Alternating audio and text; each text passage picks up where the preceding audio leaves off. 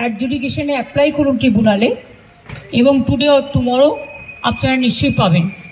আজকে supreme court order দিয়েছেন যাদের নাম আছে ট্রিব্যুনালে, মানে যারা অ্যাপ্লাই করেছেন, সকলেই মোটামুটি করেছে আমার মনে হয়। তো সেখানে ফার্স্ট ফেজের ভোটার লিস্ট ওরা ডিক্লেয়ার করবে, সাপ্লিমেন্টারি লিস্ট 21 তারিখে, 23 তারিখের আগে। ওটা পেয়ে গেলে আমাদের বুথের সমস্ত কর্মীদের বলবো, আমাদের লিডারদের বিভিন্ন জায়গায়, যে তারা যেন রাতের মধ্যে ভোটার স্লিপ তৈরি করে বাড়ি পৌঁছে দেয়, যাতে ওরা ভোট দিতে পারে, যাদের নাম বাদ দিয়েছিল।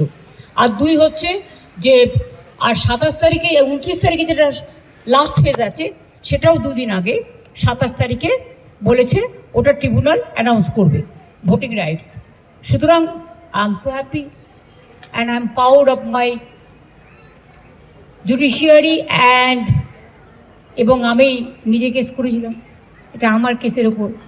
মামাটি মানুষ জিন্দাবাদ, মামাটি মানুষ ধন্যবাদ। আজকে আমার থেকে খুশি আর কেউ নয়।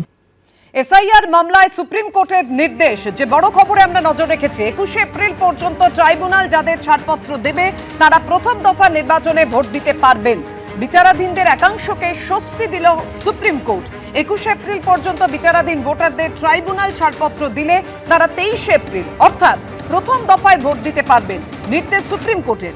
দ্বিতীয় দফার ক্ষেত্রেও বিচারাধীনের একাংশকে স্বস্তি সুপ্রিম কোর্টের। 27 এপ্রিল পর্যন্ত যাদের ট্রাইব্যুনাল ছাড়পত্র দেবে তারা দ্বিতীয় দফা অর্থাৎ 29 এপ্রিল ভোট দিতে পারবেন। আর এসআইআর মামলায় সুপ্রিম কোর্টের এই নির্দেশ প্রসঙ্গে মমতা বন্দ্যোপাধ্যায় কি বলেছেন?